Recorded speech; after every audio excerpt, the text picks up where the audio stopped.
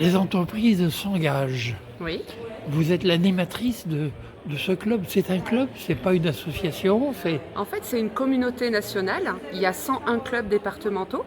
Et donc, moi, j'anime celui de la Charente-Maritime. Et on fonctionne en triptyque avec une personne de la direction départementale du travail et un leader entreprise qui est Séverine Gauthier, la directrice des Thermes de Jonzac. C'est avec la CCI aussi, là. Non, en fait, la CCI, c'est le porteur. Donc, dans un premier temps, j'étais portée par le MEDEF, ensuite par la CCI, mais le financeur, c'est l'État, en fait.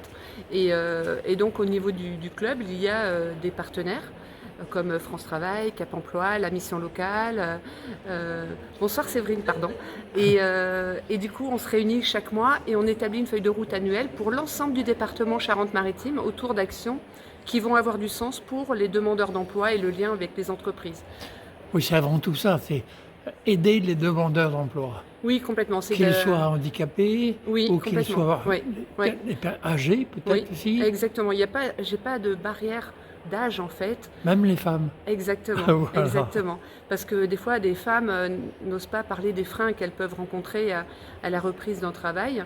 Et donc le but, c'est de mettre en place des événements où on peut libérer la parole.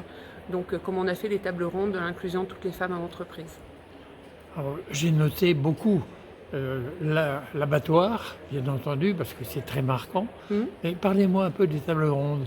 Alors les tables rondes de l'inclusion de toutes les femmes en entreprise, on l'a fait actuellement sur 3 sites. On l'a fait à Royan, à Rochefort et à La Rochelle.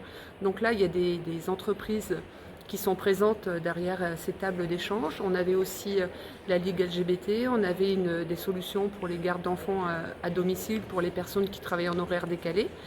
Et le but, c'est que chaque entreprise se présente, explique ce qu'elle fait en termes d'inclusion, et qu'après on puisse libérer la parole des femmes sur les freins qu'elles peuvent rencontrer justement au fait de ne pas retrouver du travail, etc. Et vous avez trouvé du travail, parce que vous êtes très occupé, j'ai l'impression.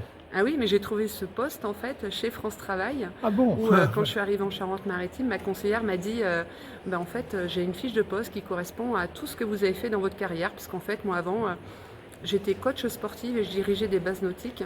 Donc j'ai aussi développé l'aviron pour les personnes en situation de handicap.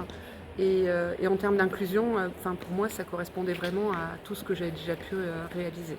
Et en loisir, vous faites quoi alors? En loisir, je ne suis pas vraiment en loisir parce que je continue à faire Voilà. de la compétition. Et cette année, j'ai été championne de France avec 3 femmes de La Rochelle. Et voilà, donc je m'amuse. Je m'amuse. Très bien. Merci beaucoup alors. Je vous